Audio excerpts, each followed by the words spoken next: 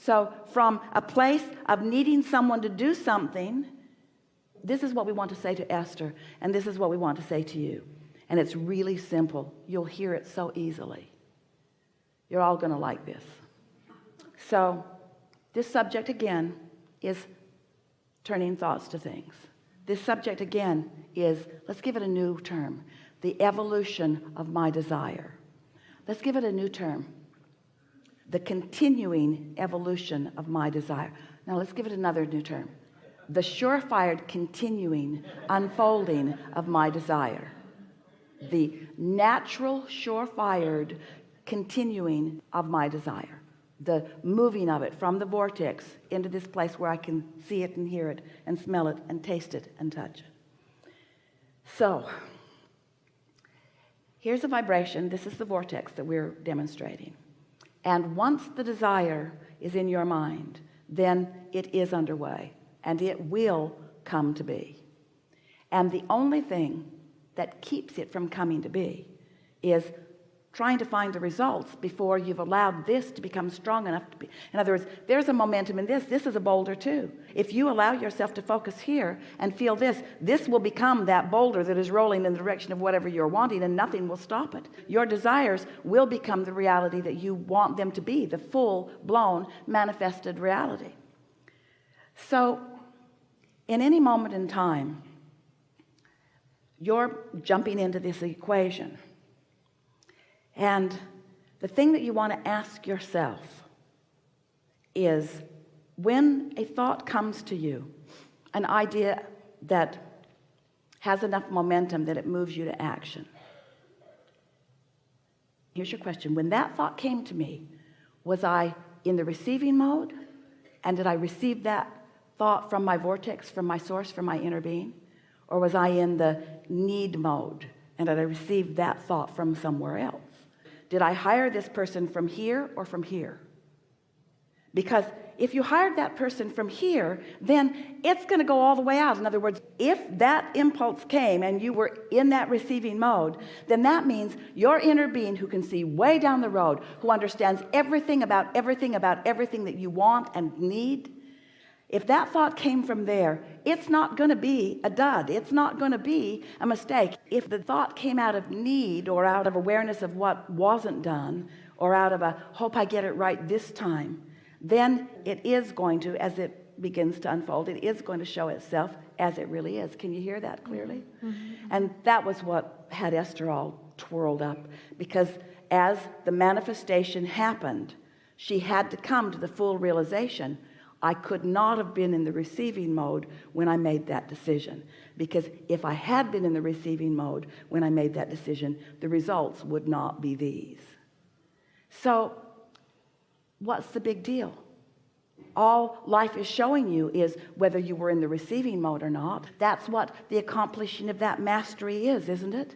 Don't you have to offer a vibration and see how it plays out, and then identify how that felt, and then maybe do it a little bit better next time? How often is life moving so fast for you that you are doing things out of need? You're doing them just because they need to be done. You're checking things off your list. And so that's why the very first thing that you said to us about what you need to do, I need to stay home. I need to get into alignment. I don't want to show up at the office and just punch the time clock just because that's what everybody else is doing. I don't want to go through the motions of life. I want to get into the receiving mode first.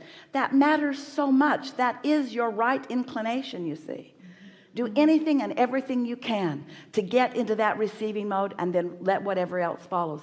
But don't be mad at yourself if you thought you were in the receiving mode and the way it panned out let you know that you weren't. This is how you get better and better and better and better at this. Don't you sometimes find yourself in such a flow that things are just going so well that you just know that there's divine intervention wrapped around all of that? Yeah. Don't you sometimes just feel so blessed and things are unfolding for you? And we're really making a much bigger, hairier deal out of something that doesn't matter very much. All we're really talking about is what it's like to learn to be the master of your own vibration.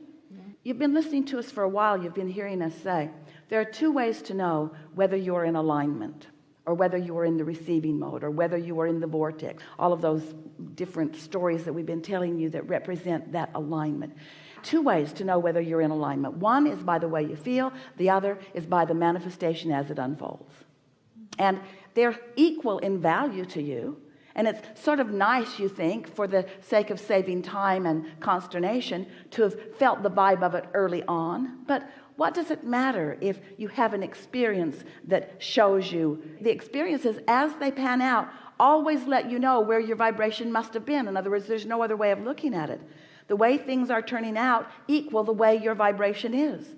And for deliberate creators like you, the way things are turning out shows you what you're doing with your vibration. But let it be guidance, not punishment, not measurement, not judgment against yourself, because that's really what the strongest negative emotion is about, is you not enjoying the becoming of the master. You see a little child learning to walk, and he falls down, he falls down, he falls down, he falls down, falls down a lot before he gets his balance, doesn't he? You don't say, "Get up, you little dummy." Can't you see us all standing up like this, walking? Do that. Examples all over the place of success about that. And look at you, crawling around, stumbling around, falling over things. What's wrong with you? That child will master that. And you will master that alignment. But there's some things that you got to do before you do. And the first thing is not care what anybody else's opinion is about the approach that you're taking to that mastery. Because if you don't take the time to get yourself tuned in, then nothing else will follow. Nothing else will follow in the way that you mean for it to. So your opening impulse to us was dead on. Yeah. Something else? Yeah, so I think that the difference that I'm trying to figure out right there is, like, there's like the to-do list, there's these things that we've got to get done, and there's like a action piece to it, and then there is just what you just said, just letting go of that. Because I know exactly what it feels like when I'm in that flow, when the people come to us, when it's working out perfectly. But somehow I have been, I guess maybe because it's a transition, it's new, and I feel like I got to stick to my to-do list. I got to get my stuff done. Don't give yourself any excuses, because of course it's all those things, but it's something deeper than that. The thing that it is that is deeper, you hit on in your first words to us. I didn't take the time to make sure I was there before I received inspiration. Let's put it in a different way. We've never said this before. I got my inspiration from someplace other than my alignment. I was inspired, motivated is a better word for it, but I got my inspiration from need, or I got my inspiration from the people who we merged with, or I got my inspiration from, I'm looking for love in all the wrong places. I'm looking for inspiration in all the wrong places. I'm letting the wrong things, when it's off from that core beginning, it's going to stay off for a while until you feel like this, and then you're asking a bigger question. That resonates completely with you, doesn't it? It's sort of like, this is going to sound like a scanty analogy, but it really says it like it is. It's like buying a wonderful contraption that has the ability to do a lot of things for you, and it's got a battery in it, but you're too busy to put the battery in it. So you didn't put the battery in it, but you've got the instruction book out and you're doing everything else. You're pushing all the right buttons, you're doing every single thing that the manual says, and the damn thing is not giving you the results that you want because you didn't put the battery in it. You didn't hook up to the power. You didn't hook up to the energy. And so do that. First thing, put the battery in. When you wake up in the morning, get the power turned on. Get the power turned on. And then, once you're in sync with that, ideas will start flowing. Ideas will start flowing, and oh, do they feel good when they flow. We understand what it's like to be fully integrated in life with so many demands being made of you. And feeling like you need to respond to those demands. Jerry would say to Esther, let's meditate and then take a walk. And Esther would say, I don't have time to do that. See my list? This is the list that I'm using to justify my existence today. And nowhere on it does it have time for that. And we say you don't have time not to do that, because when you turn the power on, then you've got this leverage. Then you're tapped in to the universal Google. You're tapped into the universal navigational system. You're tapped into the universal concierge in the sky. You're tapped in to all of the right impulses and all the right timing and all of the right things that come out of your mouth. You're tapped into all of that. But until you do that, you're just sort of bumbling around on an equal par with the other crazy people that you share your world with. Yeah. You see, 100%. your contraptions are feeding you constant information from others. Turn them off for a little while. Turn them off for a little while and get in alignment. You don't allow yourself what feels to you like the luxury of tuning in to your receptive mode. And yet everything that you want will come from that, and nothing that you want will come without it. It's just puny, paltry bits and pieces and snatches of the good stuff that you want, while the flow, the true flow, you are depriving yourself of. Don't you think it is interesting that as you compiled your things that you wanted to talk about, that the very first thing that you were inspired to say is the only thing that we're saying back to you? In other words, you've got it, you know it. We have just spent this time wanting to put it into perspective for you so that you will benefit from this easy decision of alignment first and whatever you are inspired to later. You see, you put all of the pieces into your vortex, and your inner being knows every one of them, how they fit together, and how all of that fits together with everyone else. In other words, your inner being knows where you stand in relationship to everything that you want and what the path of least resistance is to get you to it.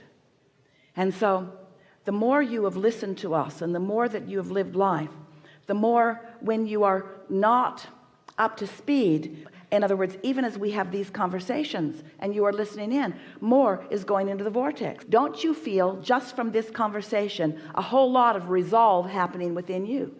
Didn't you feel yourself putting more into the vortex? Aren't you more clear about who you are and what you want? And don't you feel more of a determination to hook up with this energy that creates worlds and experience the leverage of that power? And don't you remember those times when you've been in that flow and how things felt to you? And what we want to emphasize is that's the way life is supposed to feel for you. And because it has felt that way for you from time to time, frequently in many cases, it's felt that way to you, and now you have that conscious realization of it. In other words, this is your knowledge. Then when you defy your own knowledge, it feels extra off. And that's exactly where you are. And that's where Esther was this week too. She was so mad that she was mad. She was so mad that she was mad. And she was so mad that it became so clear to her that she'd made a decision, not from here, but from here. So mad at herself when we say that's not step 5. Step 5 is being back in step 1 and not being mad at yourself for being back in step 1. Step 5 is understanding that this mastery is something that you're accomplishing all of the time, and that there's no right or wrong to it. There's just more alignment and less alignment, and more alignment and less alignment. And it's sort of like when you get used to things feeling really good, you want to throw a little fit when they don't feel good. And we don't want you to adapt to not feeling good. We think the fit is better. Did we get there for you? All the way. This is a really good time for a segment of reflection.